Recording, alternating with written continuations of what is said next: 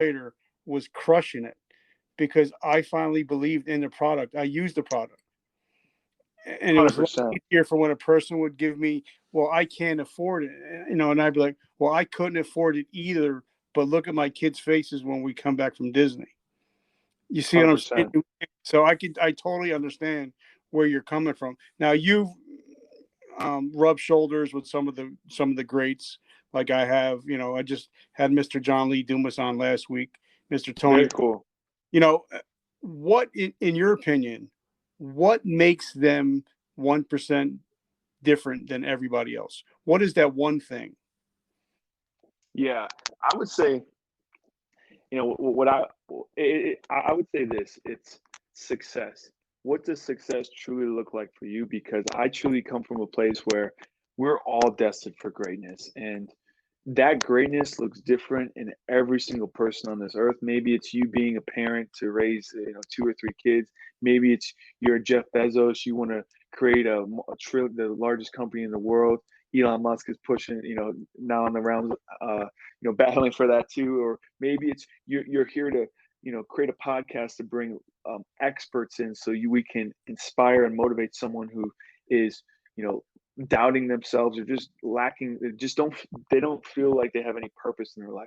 Whatever that is for you, you have to get crystal clear on what that success looks like for you. Because once you get crystal clear on your purpose, that's really what it is. Once you get clear on your purpose, some of these guys that are the most successful that I've come across, they are crystal clear on what their purpose is, on what they are here to deliver to this earth.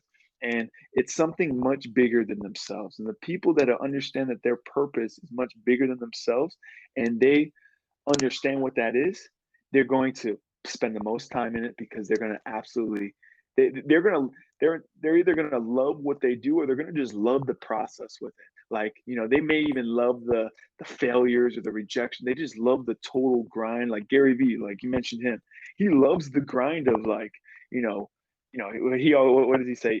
He's gonna eat shit for the longest time. He always says stuff like that, where he's gonna be posting content consistently. He's looking at the long game because he's so clear with what his purpose is, that he can wake up every single day on fire. And this is something that, like, we're all human. There's gonna be some days you wake up and you don't have the energy, or you don't have the things that you want to do. But once you're clear on your purpose and it's much bigger than yourself, you realize, like, you know what? I need to get out of bed and do this for them. I need to do it for my kids. I need to do it for the people that listens to this podcast. So someone like John Lee Dumas, these guys that have the best podcast, or electric vehicles of decreasing the emissions in the world and in the environment. It's understanding your purpose, and getting crystal clear on that. And one of the things I always like to tell people, and how to find your purpose in 4 to 5 questions.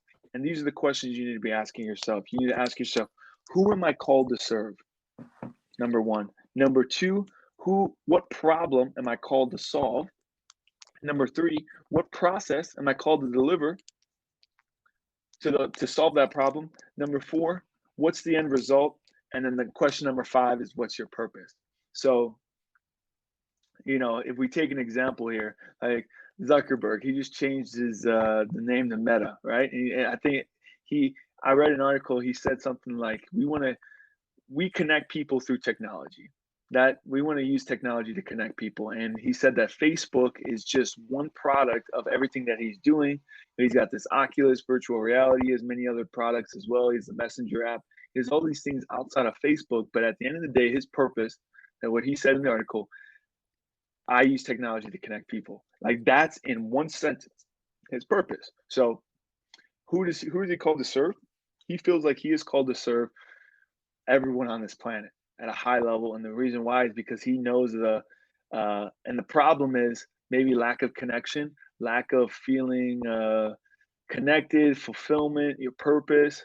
Maybe that's the problem that he's solving. It's just like people are getting lost in the crowds or whatever. And what's his process? He uses technology, he uses apps, he uses Facebook, he uses virtual reality, these are ways to deliver that solution, to deliver that problem. And what's the end result? People are connected. I can know someone in Zimbabwe or Africa, what they're doing, if they have Facebook and Wi-Fi, and I can understand what they're doing. I can feel connected. I can even build relationships. I can even donate some money. I could feel connected with that individual as the end result. And then hence my purpose, we connect people with technology, right? And whatever you're doing, you can use that simple 5-question framework to get clear on what it is you do. And most people, they don't know that answer for themselves. And I love it. So now let me ask you, I know that you're